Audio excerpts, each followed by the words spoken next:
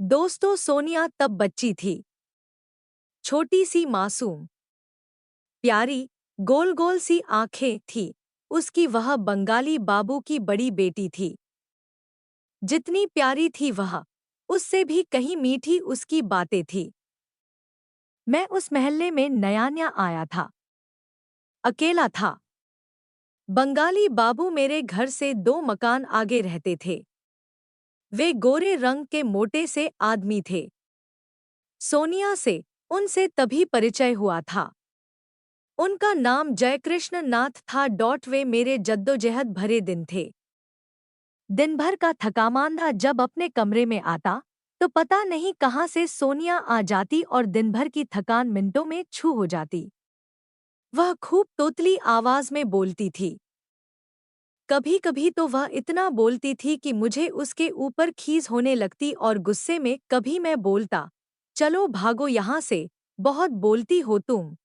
तब उसकी आंखें डबडबाई सी हो जाती और वह बोझिल कदमों से कमरे से बाहर निकलती तो मेरा भावुक मन इसे सह नहीं पाता और मैं झपट कर उसे गोद में उठाकर सीने से लगा लेता। उस बच्ची का मेरे घर आना उसकी दिनचर्या में शामिल था। बंगाली बाबू भी कभी कभी सोनिया को खोजते खोजते मेरे घर चले आते, तो फिर घंटों बैठकर बातें होती थी। बंगाली बाबू ने एक पंजाबी लड़की से शादी की थी। 3 लोगों का परिवार अपने में मस्त था। उन्हें किसी बात की कमी नहीं थी। कुछ दिन बाद मैं उनके घर का चिरपरिचित सदस्य बन चुका था। समय बदला और अंदाज भी बदल गए। मैं अब पहले जैसा दुबला-पतला नहीं रहा और न बंगाली बाबू ही अधेड़ रहे। बंगाली बाबू अब बूढ़े हो गए थे। सोनिया भी जवान हो गई थी। बंगाली बाबू का परिवार भी 5 सदस्यों का हो चुका था। सोनिया के बाद मोनू और सुप्रिया भी बड़े हो चुके थे। सोनिया ने बीए पास कर लिया था। जवानी में वह अप्सरा जैसी खूबसूरत लगती थी। अब वह पहले जैसी बातूनी व चंचल भी नहीं रह गई थी। बंगाली बाबू परेशान थे।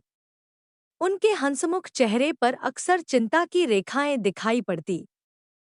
वे मुझसे कहते, भाई साहब, कौन करेगा मेरे बच्चों से शादी? लोग कहते हैं कि इनकी न तो कोई जाति है, न धर्म। मैं तो आदमी को आदमी समझता हूँ।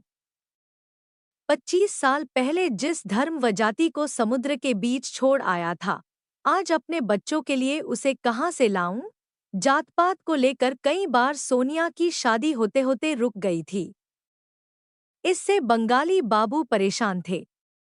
मैं उन्हें विश्वास दिलाना चाहता था, लेकिन मैं खुद जानता था कि सचमुच में समस्या उलझ चुकी है।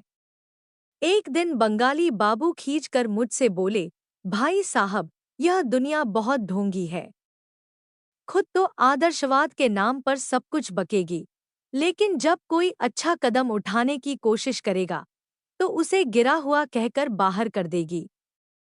आधुनिकता, आदर्श, क्रांति, यह सब बड़े लोगों के चोचले हैं।